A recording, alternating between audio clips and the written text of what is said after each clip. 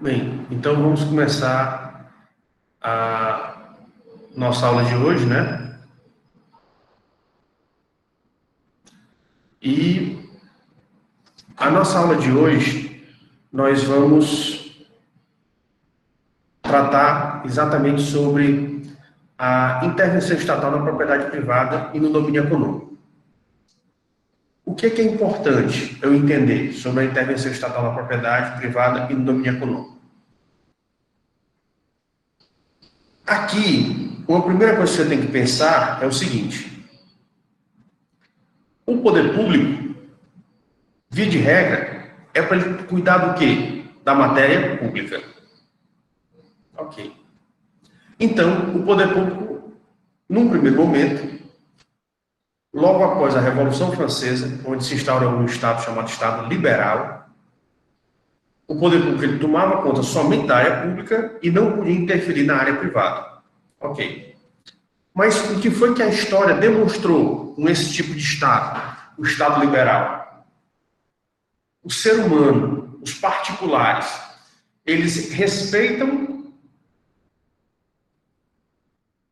o outro ser humano, ou muitas vezes o empresário, visando lucro, ele pode fazer aquilo, ele pode fazer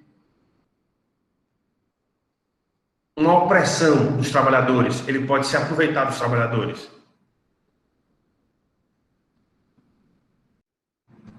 Vai gerar opressão, muito bem. Por quê? E a maior comprovação disso foi exatamente quando ocorreu a Revolução Industrial.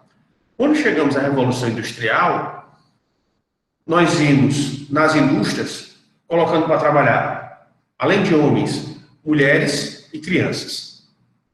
Colocavam todo tipo de pessoas. Tinha uma jornada de trabalho excessiva, de 12, 14, 16, até 18 horas. Né? Pagavam muito pouco. E eles colocavam essas pessoas para trabalhar em condições subhumanas. Por isso que a maioria dessas pessoas que trabalhavam, que conseguiam trabalho, eram muitas pessoas que tinham migrado do campo para as cidades, né? Então, como estava cheio de gente na cidade, os industriais também se aproveitaram disso. Então, o que foi que eles fizeram? Eles, se aproveitando da situação, exatamente, o filme Charlie Chaplin, em tempos modernos, ele mostra bastante essa situação. Então, na Revolução Industrial, mostrou como o setor privado ele trata a sociedade, né? Se ele puder oprimir, se ele puder se aproveitar, se ele puder explorar, ele vai explorar. E quem tem que barrar isso daí, quem teve que intervir e barrar isso, foi exatamente o Estado. O Estado, ele percebeu que ele tinha que intervir. Ah, ele foi intervir porque ele é bonzinho? Não. Na verdade, o Estado foi intervir porque quem assume o prejuízo da opressão, da exploração dos empresários é o Estado.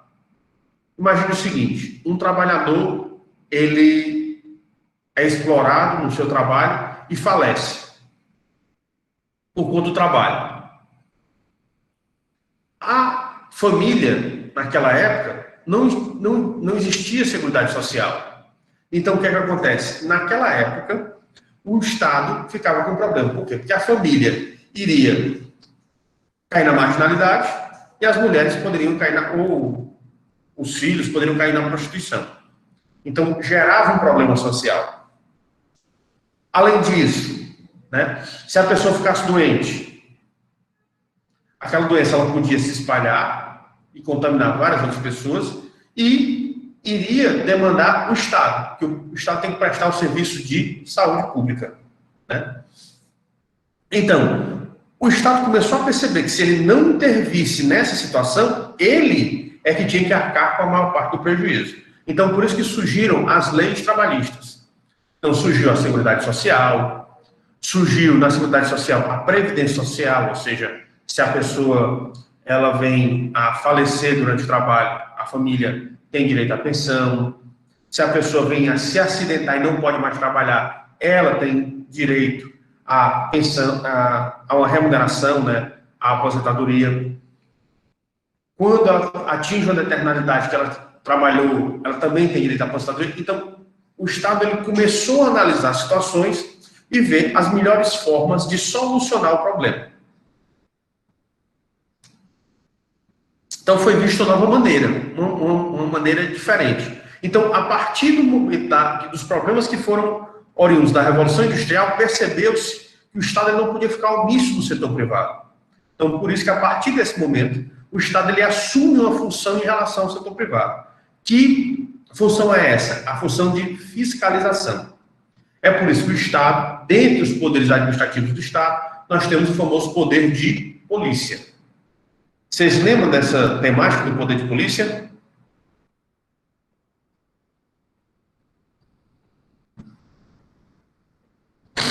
Pois bem, o poder de polícia... Obrigado, Marcos. Pois bem, o poder de polícia é exatamente o poder do Estado dele fiscalizar a sociedade. E só lembrando, o poder de polícia não quer dizer que o Estado ele vai mandar nas polícias. Polícia Civil, Polícia Militar, Polícia Federal, Polícia Rodoviária Federal, Polícia do Exército. Não. É qualquer tipo de fiscalização. A vigilância sanitária é um tipo de polícia? É um tipo de polícia. A Anatel exerce poder de polícia? Sim, porque ela fiscaliza as atividades ligadas à telecomunicação. A ANP, Agência Nacional do Petróleo, ela exerce poder de polícia? Também. Por quê? Porque ela fiscaliza as atividades ligadas ao petróleo, né? Aos combustíveis. Então, você começa a perceber que o Estado ele não pode mais deixar o setor privado totalmente ao léu. Ele, obrigatoriamente, vai ter que ser acompanhado, para exatamente que ele não cometa os excessos. Porque não se permite mais, não se pode mais deixar que o Estado ele venha oprimir o cidadão, ou venha oprimir os outros membros da sociedade. Então, por isso que se exigiu que esse Estado agora fiscalizasse os particulares. E aí vem uma forma de fiscalização no domínio econômico e a outra forma é na propriedade privada, nos bens, né? Ou relacionados aos bens. Então, a partir daí, a gente começa a perceber que esse Estado, ele não vai cuidar só da parte pública, ele também tem que ter uma interação com a parte privada, ou com o setor privado. E essa intervenção que o Estado, que se admite que o Estado tem em relação ao setor privado, ela não pode ser absoluta. O que é isso? O Estado chega e pode fazer aquilo que ele quiser. Não. Como nós vimos, qualquer atividade do Estado em relação à sua atuação tem que estar prevista em lei. Então, começou a surgir a necessidade do Estado intervir no setor privado, então tem que se fazer lei para regulamentar como é que vai ser essa intervenção, como é que vai ser essa atuação do Estado no setor privado. Certo? Isso daí é necessário, isso daí é vital, se analisar essa situação. Então, por isso que criou-se ocorreu toda uma construção doutrinária, que depois se transformou numa construção legislativa, e criou-se todo um arcabouço legislativo para tratar exatamente desse tema, a intervenção estatal na propriedade privada e no domínio econômico. Ou seja, como é que o Estado ele pode atuar em relação aos bens da propriedade privada e como é que ele pode atuar na economia, né, no domínio econômico. Dos dois, o que a gente vai centrar a nossa análise, como nós não temos tanto tempo, é a intervenção estatal na propriedade privada, porque no domínio econômico, você tem que ter a necessidade de alguns conceitos de economia para que você entenda o direito econômico. Então, a intervenção estatal no domínio econômico, ele é uma matéria de direito administrativo, mas ele se especializou. E hoje em dia tem um direito que é chamado direito econômico, que lida exatamente com essa questão econômica do país. Então, como é um tema mais avançado, eu não vou tratar aqui, eu dei essa ideia geral, mas eu não vou descer a minudências do direito econômico, tá certo? Da intervenção do domínio econômico. A gente vai analisar a intervenção estatal na propriedade privada. Ok? Vocês estão me acompanhando? Sim, professor. Ok, obrigado. Então, para a gente conseguir falar acerca da intervenção estatal na propriedade privada, primeiro a gente tem que entender o que é uma propriedade privada, né? Como vocês não são alunos do direito, são alunos da administração, vocês ainda não têm uma ideia do que seja a propriedade privada. Você pode ter uma ideia de propriedade privada na sociologia, uma ideia de propriedade privada na filosofia, mas vocês não têm ainda a concepção jurídica de propriedade privada. E é isso que a gente, antes de entrar no tema da intervenção estatal na propriedade privada, que a gente vai ter que lidar. A gente vai ter que buscar a concepção jurídica de propriedade privada, tá certo? E aí, a concepção jurídica de propriedade privada, ela é encontrada no direito civil. Ou seja, se vocês quiserem analisar depois com calma essa temática dentro do direito, você vai buscar os livros de direito civil. E no direito civil, nós temos várias temáticas. A temática que cuida da propriedade privada é exatamente o direito das coisas. E as coisas são, na realidade, os objetos, os bens, né? Então, por isso que nós, antes de adentrarmos nessa temática de direito administrativo, nós temos que ter esse conhecimento de direito civil, mais especificamente de direito das coisas. E o que é importante você saber? Primeiro, o que é coisa para o direito? A coisa, ou as coisas, são os bens. Professor, o senhor ajudou muito, né? Coisas são bens, certo? E o que são bens? Bens são objetos. Os bens são objetos. Começou a clarear. Mas quais são os objetos? Uma cadeira é um objeto? Uma mesa é um objeto? Um computador, um notebook é um objeto? Um smartphone é um objeto? Então, você tem objetos materiais. Ok. Ótimo. Mas também você tem objetos imateriais. Sabe por quê? Porque quando uma pessoa chama outra de ladrão, e ela não puder comprovar que realmente essa outra... digamos, eu chamei o indivíduo X de ladrão. Se eu, Carlos Ayrton, não puder comprovar que aquele indivíduo X, ele é ladrão, ele pode me processar? Pode. E exigir de mim uma indenização, e o Estado ainda pode me processar por calúnia, que eu estou imputando a ele um crime. Porque se eu chamei de ladrão, é porque ele roubou alguém. Então, por isso, nós temos a dignidade humana, ou a honra. E você consegue pegar na honra de alguém? Não dá, né? Mas essa situação dela não ter uma presença material, ela não ter uma composição material. Isso significa que a honra não existe? A dignidade da pessoa, ela não é materializada, mas ela existe ou não existe? A dignidade existe. A honra também existe. Então, são objetos imateriais que, embora não materializados, eles existem. Tá certo? Então, os bens, eles são os objetos. E esses objetos, eles podem ser objetos materiais ou imateriais. Estão previstos na legislação brasileira. Quais são, principalmente, esses objetos imateriais? Né? O que é tido como objeto imaterial, certo? Para você também não ficar receoso de saber que objetos materiais são esses. Então, se você procurar na legislação, vai ter exatamente um elenco de objetos materiais que existem e que você pode ter essa noção, tá certo? Pronto. Então, a primeira coisa que a gente tinha que entender é o que é coisa, né? O que é bem. Ok. E qual é o direito que as pessoas têm sobre os bens? É o outro questionamento. É o outro ponto que a gente tem que tratar. Quais são os direitos que as pessoas possuem sobre os bens? Quais são os direitos que vocês acham que existem?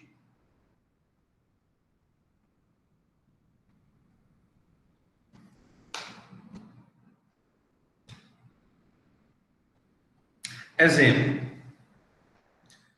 Você tem um carro. Quando é que você pode dizer que você tem um carro? É quando você tem a chave do carro? Não. Quando termina de pagar? Só quando tem Não, quando tem o documento do carro. Pronto, tem um documento do carro. Então, você começa a perceber exatamente essas questões. Ah, eu quero um carro, eu não tenho dinheiro suficiente para pagar, eu faço um financiamento. Durante o financiamento, de quem é o carro? É meu ou é da financeira? O carro, eu ter a chave, já significa que eu sou dono? Então, por isso que quando você está se relacionando, quando você está analisando os direitos que recaem sobre os bens, você analisa exatamente essa relação de você ter aquele determinado objeto sob o seu domínio, ou seja, você poder exercer sua vontade sobre o objeto. Exemplo, você tem a chave do carro. Se você tem a chave do carro, você pode utilizar o carro? Pode. Então, ele está sujeito à sua vontade, desde que a sua vontade seja lícita, né? Então, o carro está sujeito à sua vontade. Então, quando uma coisa está sujeita à vontade de um ser humano, nós dizemos que ele tem posse. É porque, de acordo com a vontade dele, ele pode fazer daquele objeto aquilo que ele bem entender, desde que seja aceito pelo direito. Né? Desde que seja possível, de acordo com o regramento jurídico, com o ordenamento jurídico. Então, a posse é você ter o bem para que você possa utilizar, para que você possa exercer sua vontade sobre ele. Então, no caso de um carro, é você ter a chave. No caso de um imóvel, é também você ter a chave. Mas, digamos, o óculos. O óculos você tem chave? Não. Então, a posse do óculos é quando você pode utilizá-lo. É quando ele está sob sua guarda, nas suas mãos, e você pode utilizar. Tá certo? Então, posse é o objeto estar nas mãos de uma determinada pessoa e essa pessoa poder aplicar a sua vontade sobre esse determinado objeto. Isso daí é posse. É que ele pode utilizar aquele determinado objeto. Não significa dizer que ele é o dono jurídico. Ele é o possuidor. Ele pode utilizar. Exemplo. Você tem uma casa de praia, mas as pessoas que têm casa de praia, todos eles moram na casa de praia? Não. Mas alguém tem que ficar cuidando da casa, né? Então, o que é que eles fazem? Eles contratam um caseiro para que o caseiro fique cuidando da casa. Então, o dono é uma pessoa, mas quem cuida da casa e às vezes mora na casa, ou então todo dia vai na casa fazer alguma coisa na casa, é o caseiro. Então, o caseiro ele tem a posse, mas ele não é o dono jurídico do imóvel. Por quê? Porque ele não tem o documento do imóvel. Ou no documento do imóvel não consta o nome dele. Então, posse é quando aquele bem, aquele objeto está sob sua guarda. Você pode utilizar. E a propriedade é quando você tem quando você juridicamente tem aquele bem no seu patrimônio jurídico, certo? Ou é quando você pode comprovar que aquele bem faz parte do seu patrimônio jurídico. Exemplo. O imóvel. Quando é que o imóvel é considerado de uma determinada pessoa? Quando o nome dele está na matrícula do imóvel, ou seja, no documento do imóvel. Certo? O carro. Para você ser possuidor do carro, o seu nome tem que estar onde? Os carros ele tem os documentos, né? Tem os DUTs. Então, o seu nome tem que estar no DUT. Se o seu nome estiver no DUT, você é o proprietário.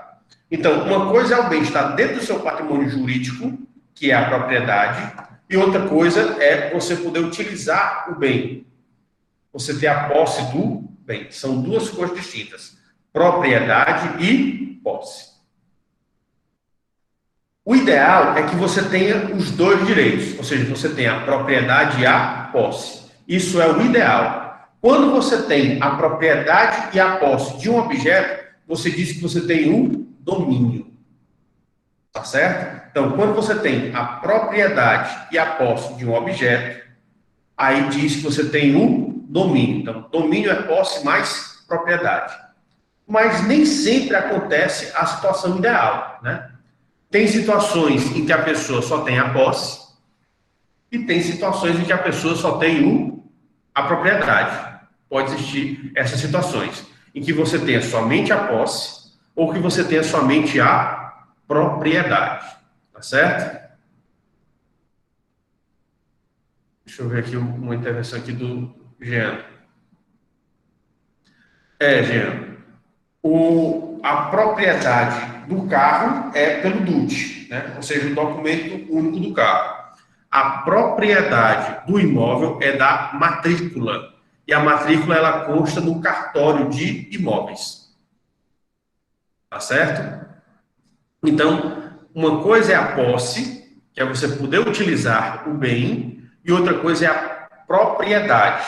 É você poder afirmar que aquele determinado bem está dentro do seu patrimônio jurídico. Tá certo? São duas coisas bem distintas. Ok? O que é o ideal? É o domínio. Quando você diz que uma pessoa tem um domínio de alguma coisa, é porque ele tem a posse e a propriedade, certo? Pelo menos para fins jurídicos. E entre a posse e a propriedade, qual é o mais importante? É a posse ou é a propriedade? É a propriedade. Depende, né? Eu acho que depende, porque não adianta ter a propriedade e nunca ter posse do negócio. Acho que vai depender, mas em primeira instância vem a propriedade do produto, mas que seja comprada pela posse. Agora, só propriedade sem posse também. Certo. Para o direito, o mais importante é a propriedade. Certo? Para o direito, o mais importante é a propriedade. É tanto que, se você tiver uma pessoa, digamos, uma pessoa invadiu um imóvel seu, você pode colocar essa pessoa para fora? Pode. Certo? Tem um prazo que você mesmo pode colocar a pessoa para fora, você utilizando a força, que é chamada desforço possessório, e tem outra situação em que você entra com uma ação, né? Uma ação de manutenção de posse, certo? Então você tem essas circunstâncias. Ok? Sim. Entre posse e propriedade, o mais importante é a propriedade. E se você tem a propriedade de um bem, o que é que você pode fazer com esse bem? Você pode fazer o que você quiser? Ou não? Sim. Aí é outra situação que a gente tem que analisar historicamente. O direito de propriedade, ele foi formulado, ou ele, na verdade, ele não foi, ele foi aprimorado no direito romano, certo? Ou seja, na Roma Antiga. Na Roma Antiga, aprimorou a ideia de propriedade. Ou seja, o que é que os proprietários poderiam fazer em relação aos seus bens. Tá certo? Então, na Roma Antiga, teve toda uma construção jurídica sobre o direito de propriedade. E aí, o que era o direito de propriedade na Roma Antiga? Como foi que ficou o direito de propriedade na Roma Antiga? Seria o direito de usar, usufruir e abusar. Usar, usufruir e abusar. O que é o direito de usar? O direito de usar é quando o proprietário, a pessoa do proprietário, ele exerce alguma atividade sobre o próprio objeto. Isso é o usar. Você que é dono do carro, quando você dirige o seu carro e se desloca para qualquer local, você está usando. Certo? Quando você pega o seu carro e dirige para qualquer local, você está usando o carro. Se você pega a sua roupa e se veste e anda com ela, você está usando. É quando você tem o bem e você pode exercer sua atividade com esse bem. Isso daí é usar. O que é usufruir? Usufruir é quando você não usa e você passa para outra pessoa, mediante uma contraprestação. Você repassa o seu direito de uso para outra pessoa, mediante uma contraprestação. Para vocês entenderem, eu tenho um carro, mas ao invés de eu rodar no carro, eu não estou precisando do carro, então o que é que eu faço? Eu alugo para uma pessoa rodar como Uber. Mas se eu estou alugando, a pessoa vai usar meu carro, mas em contrapartida, o que é que ele vai fazer para mim? Ele todo dia... Exatamente, ele vai pagar. Todo dia ele vai me pagar uma diária. Então ele está me pagando para usar o meu carro. Então veja, o carro não está no meu uso. Quem está utilizando é outra pessoa. Mas essa outra pessoa tem que me dar alguma coisa para compensar eu não estar utilizando o carro. E o que é que ele faz? Ele me paga um valor que foi convencionado. Né? Ele me paga um valor que foi convencionado. Nesse caso aí, como eu não estou utilizando, mas eu estou tendo benefícios da minha propriedade, eu estou usufruindo. Uma pessoa que não mora no local e aluga, o aluguel também é um usufruto, é uma fruição, está usufruindo. Ok? Vocês entenderam o que é usar e o que é usufruir? Sim, professor, eu entendi. Ok, então vamos lá. Então, para a Roma antiga, o direito do proprietário era o de usar, usufruir e abusar. O que é o abusar? Ele podia fazer do bem, da propriedade dele, aquilo que ele quisesse. Inclusive, ele pode o quê? Destruir. Se era um animal, ele podia matar. Se é um edifício, ele podia quebrá-lo todo, né? E colocar lá abaixo. Se fosse uma plantação, ele podia dizimar a plantação. Ele podia fazer aquilo que ele quisesse. Tá certo? Essa é a concepção da Roma antiga. Eu pergunto a vocês, e essa concepção, ela continua a existir atualmente? Não. Acho que não, professor. Não. Por quê? Porque hoje em dia tem um conceito, ou tem um princípio, que impede que os proprietários continuem a fazer isso, né? Que é a chamada função social da propriedade. Vocês já ouviram falar sobre ela?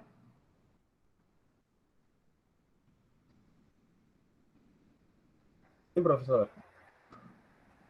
Pronto. Então, o que é a função social da propriedade? É que a propriedade, ela não exerce suas consequências, ela não influencia somente o dono do bem, também influencia as pessoas que estão ao redor. Se uma pessoa tem terra e não produz, você pode ter muitos vizinhos, pessoas que moram próximo à terra, não têm terra e não produzem porque não tem terra.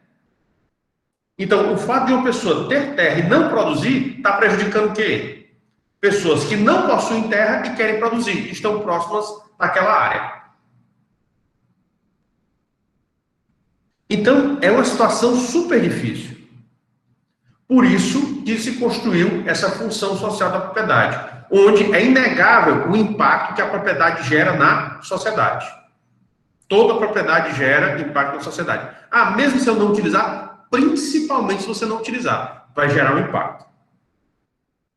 Então, por isso que não se permite mais que o proprietário de locais que não são utilizados, existe hoje em dia todo um arcabouço jurídico para tentar compelir, tentar forçar esse proprietário a utilizar aquele determinado bem. Né? Existe todo um arcabouço jurídico hoje em dia para isso. Por quê? Porque não se admite mais uma pessoa ter as propriedades e outras não terem, estão sofrendo por conta disso, por não ter a propriedade. Então, por isso que aquela concepção de abusar, hoje em dia, foi abolida. E o que tem a concepção de hoje é, o proprietário atual, ele pode usar, usufruir e dispor. ele pode usar, usufruir e dispor. Ele pode fazer essas três coisas: usar, usufruir e dispor. Então, substituiu a ideia de abusar pela ideia de dispor. O que é a ideia de dispor? A disposição é que o dono, ele pode dar a destinação que ele quiser. Se ele quiser vender, ele pode vender? Pode. Se ele quiser alugar, ele pode alugar? Pode. Se ele quiser doar, ele pode alugar? Pode. Ele pode doar, dar para alguma pessoa? Pode. Ele pode emprestar sem pedir nada em troca? Pode. Ou seja, ele pode fazer tudo o que ele quiser, desde que ele não destrua o bem e também que ele não deixe ele sem serventia, sem utilização. Então, ele nem pode mais destruir e nem pode deixar sem serventia, deixar sem utilização. Então, ele pode fazer qualquer destinação, menos destruir e não utilizar.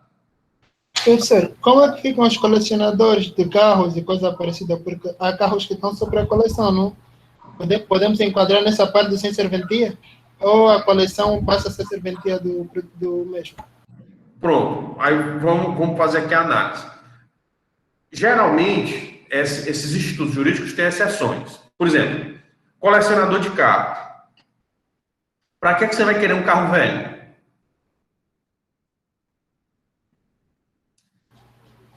Professor, o carro velho, ele não dá mais para rodar. Ah, mas ele roda com certas pessoas. Mas porque aquela pessoa é um colecionador. Ele vai cuidar desse carro. Porque quanto mais o carro fica velho, ele vai dar mais ou menos problema. Mais problema. É que essas pessoas não colecionam só carros velhos, mas pode continuar. Como é? Eu disse que essas pessoas não colecionam só carros velhos. Ou melhor, carros fora em estado não adequado para uso. Eles colecionam carros em bom estado. É isso. Certo. Existem vários tipos de coleções, mas você tem que ver o seguinte, por exemplo, coleção de selo. Para que eu vou querer um selo antigo? Aquela pessoa tem um selo, é um hobby, tem uma questão afetiva para ela. Camisa de futebol, camisa de time de futebol. Né? Então, as coleções são coisas que realmente as pessoas têm um lado afetivo, mas se você for analisar efetivamente a serventia, a utilização não existe mais. Então, como aquele determinado objeto não tem uma serventia para o povo, exemplo, você tem um carro antigo. Do que adianta você desapropriar um carro antigo e entregar para uma pessoa sem condição? Ela vai poder aproveitar um carro antigo? Não. Várias coleções, então elas perdem a serventia. Ela continua a pertencer a uma pessoa, por quê? Porque ela tem um lado emocional, um lado afetivo com aquele objeto, mas não tem serventia. Entendi por partes. Entendi a parte que o professor tentou dizer que pelo fato de não ter serventia se aceita ser colecionado. Mas eu ainda queria fazer menção. Eu sei que muitos desses colecionadores são carros em bom estado porque eles mandam muitas das vezes personalizar os carros, deixam os carros todos em dia e colecionam. Mas entendi a lógica, professor. Vamos lá, eu só vou lhe colocar uma questão simples, tá certo? Certo. Se você perceber hoje em dia, quem tem carro, os carros aqui no Brasil, eu acho que até uns 2, 3 anos, eles eram fabricados, e como no Brasil as estradas, elas não são bem feitas, né? Elas são cheias de buracos, e as estradas também ficam, principalmente nesse período do ano em que começa a chover, né? Nos idos de março, abril, e até às vezes começa até em janeiro, mas realmente a estação chuvosa no Brasil é para ser março, né? Tanto que a gente tem músicas famosas que falam sobre as chuvas de março, né? Ou as águas de março, que realmente é o período de chuva. Março, abril, maio, é esse período aí. Então a gente tem um problema muito grande. Então, o que foi que a indústria brasileira ela fez nos carros brasileiros? debaixo do motor, ele colocava um protetor do motor, certo?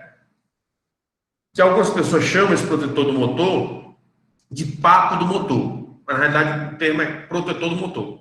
Esse protetor do motor, ele é de ferro. Ele era de ferro. Por que eu disse isso? Que ele era de ferro. Porque os carros novos que estão saindo, inclusive os carros populares, esse protetor agora, ele tem que ser de plástico. Ah, é porque não presta? Não. Tem uma questão de segurança. Que questão de segurança é essa? Hoje em dia, quando a maioria dos carros, o motor está atrás, está na parte da frente ou na parte de trás? Frente, né, professor? A maioria das colisões no Brasil, elas são de frente ou da traseira?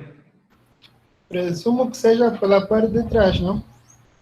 Não, a maioria das nossas colisões são frontais. Sim. Se bate na frente, tá certo? Então, se bate na frente, muitas vezes as pessoas ficam presas nas ferragens, por quê? Porque esse motor não tem para onde ir, para onde é que ele vai? Ele vai entrar no cockpit do carro. Então, para não entrar mais no cockpit, fizeram hoje em dia barras de metal, para que esse motor não entre mais no cockpit, mas você tem que absorver o impacto. Como é que você absorve o impacto? Então, agora o motor ele vai para baixo. Então, quando ele bate, o motor tem que descer, para preservar o cockpit. Entendeu? Sim. Isso daqui é uma mudança, e aí muita gente hoje em dia está reclamando, por quê? Porque antigamente você não precisava trocar o protetor do motor. Hoje em dia você precisa. A cada 1 ano e meio, 2 anos, você precisa trocar o protetor, porque o protetor hoje em dia ele é de plástico. Tem pessoas que dizem, é o governo, as montadoras são sabidas. Não são mais. É uma exigência do governo para, como tem muitos acidentes, então, para tentar deixar os carros mais seguros, por isso que você deixa o protetor do motor de plástico, porque quando bater, o motor desce. Em vez dele entrar no cockpit, na cabine, onde estão os passageiros, ele vai para baixo. Tá certo? Então, por isso que esses carros antigos, eles não têm mais tecnologia. Outra tecnologia é a questão do airbag, né? O airbag, claro que tem alguns problemas, mas são excepcionais. O airbag, ele salva vidas. Então, o que acontece? Para continuar salvando vidas, o airbag, ele hoje em dia ele é exigido em todos os carros, inclusive nos carros populares. Tem um carro no Brasil que há muito tempo ele não saía de linha porque ele é um dos mais vendidos, que era o Fiat Uno antigo, né? Que o pessoal chamava o Fiat Uno quadradinho, né? Mas por que esse Fiat Uno, que era o campeão de vendas da Fiat, ele teve que deixar de ser fabricado?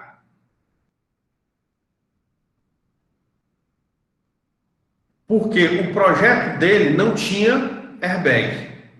E você não tem como adaptar airbag neles, porque precisa de 2 airbags. Precisa de um airbag para o motorista e pelo menos um airbag para o passageiro. Ou seja, todo carro hoje em dia que é produzido no Brasil tem que ter o airbag, tanto do motorista quanto do passageiro.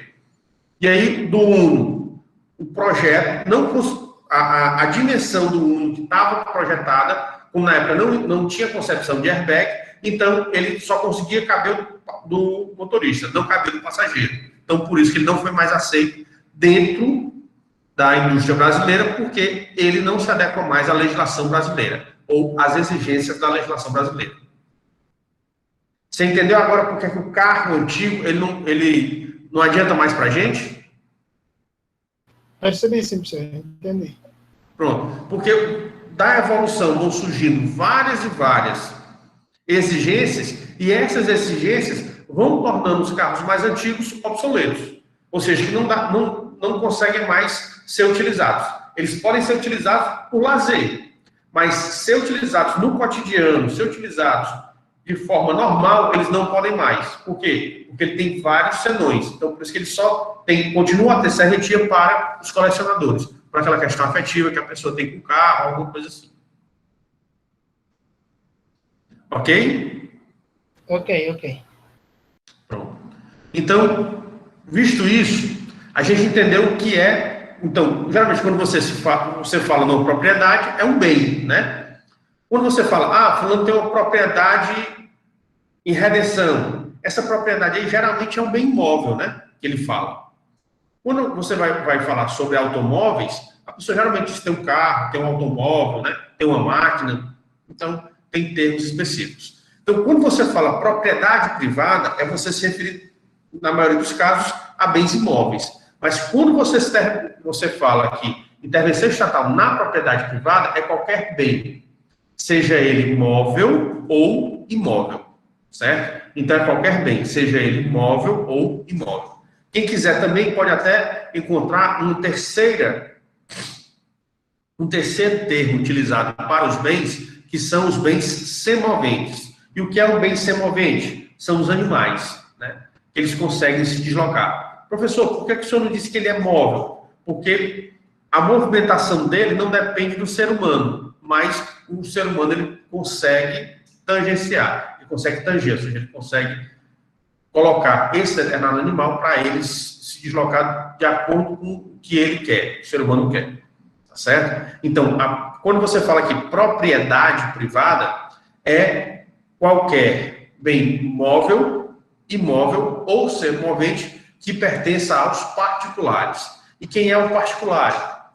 Todas as outras pessoas físicas ou jurídicas que não integrem a administração pública. É quem está fora da administração pública. Certo? Aí é considerado como propriedade privada. Então, o bem público são os bens que pertencem à administração pública. Certo? Então, bens públicos são os bens que pertencem à administração pública.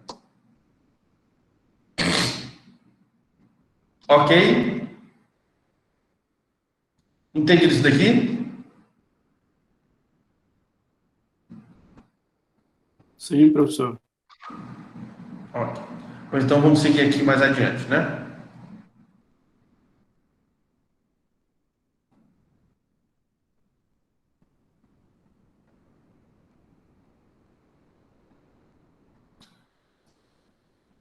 Então, nós vimos a ideia de intervenção estatal, ou seja, que o Estado ele tem que intervir, mas essa intervenção ele pode ocorrer tanto na economia, que nós chamamos de domínio econômico, como também sobre os bens, que nós chamamos de propriedade privada, né? E aí nós temos a relação do Estado com a propriedade privada. Eu pergunto a vocês, quando vocês estudaram ciência política, vocês analisaram os elementos do Estado?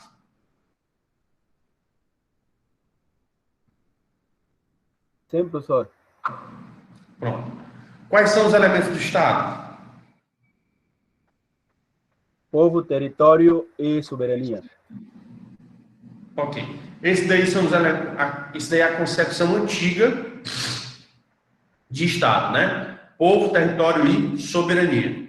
É a concepção antiga. A concepção atual, além dos três, coloca mais um, né? Qual é o novo elemento que hoje em dia se defende como integrante dos elementos do Estado? Não sei se é movimento, tem a palavra que eu queria chamar mais, está me escapando na mente, mas... É a finalidade, certo? Que sempre o Estado tem que ter a finalidade pública, ou seja, toda a atuação do Estado, ela tem que ser exatamente motivada ou pensada para a atividade pública, né? Para a finalidade pública, certo? Então, o quarto elemento hoje em dia é exatamente a finalidade, tá certo? Por que eu disse isso? Pelo seguinte, porque o Estado, ele se relaciona com a propriedade, com todo tipo de propriedade que existe no Estado. Porque o que acontece? Logo quando o Estado ele foi concebido, se pensava o quê? Que todas as propriedades pertenciam ao Estado. Então, era um território patrimônio. Só que com o decorrer do tempo, o Estado percebeu que ele não era bom em explorar o território, ou seja, em gerar riqueza a partir do território. Então, o que foi que o Estado ele fez? Ele começou ou a ceder ou a arrendar parte do seu território para os particulares. E ele viu que esses particulares eles conseguiam gerar riqueza. Então, ele autorizou que grande parte do território fosse ocupado pelos particulares. E daí, ele deixou que essa situação ela se desenvolvesse. Então, o território para o Estado ele passou a ser um objeto. Objeto como assim? É onde ele exercia o seu poder. Então, ele não era mais o patrimônio dele, é onde ele exercia o seu poder. E aí tem várias outras teorias, eu só estou colocando essas duas aqui exatamente por isso. Então, por isso que o Estado, a qualquer momento, ele pode chamar o território de volta, ou seja, ele pode pegar qualquer propriedade de volta. Por quê? Porque, a priori, todas as propriedades eram para ser do próprio Estado. Certo? Todas as propriedades eram para ser do próprio Estado. Então, por isso que o Estado ele tem uma relação com todo o território, com todas as propriedades que estão dentro do seu território. E ele também se relaciona com a economia do país, porque, dependendo da economia, ele tem uma sociedade mais forte ou mais fraca, ou mais desenvolvida ou subdesenvolvida. Então, por isso que o Estado ele tem 3 atividades, ou ele pode exercer 3 tipos de papéis dentro da economia do seu Estado. Ele pode exercer o fomento, a regulamentação ou a intervenção. Então, via de regra, o Estado ele pode exercer o fomento. O que ele exercer o fomento é ele tentar estimular as empresas. Então, digamos, quando ele diminui os impostos de uma determinada empresa, o que é que ele está querendo fazer? Ele está fomentando, né? Ele está querendo dar condições para que aquela empresa se desenvolva. Então, todo estímulo às empresas ou a determinados setores é o fomento. A regulamentação é como nós vimos anteriormente, né?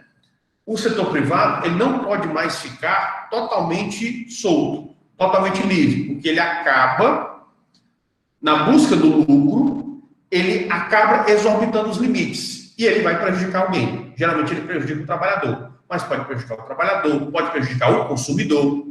Então, por isso que o Estado tem que fazer a regulamentação. Ou seja, ele vai regular as atividades. O que é que os particulares, o que é que eles podem e o que é que eles não podem fazer. É a regulamentação. Quando os particulares eles não seguem a regulamentação, então é hora do Estado intervir.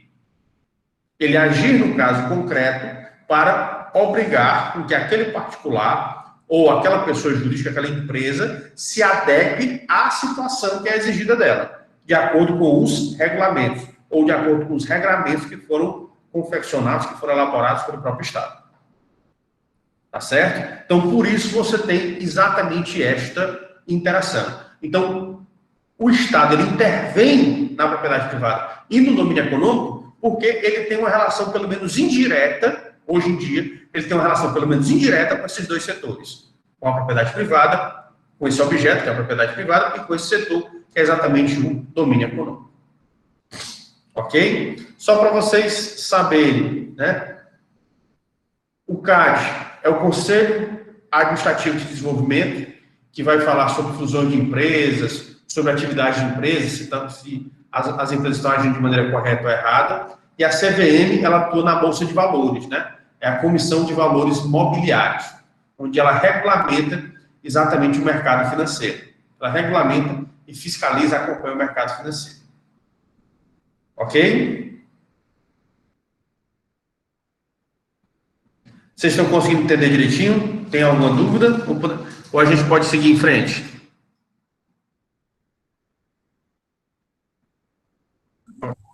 Sim, professor. Ok. Então, vamos lá.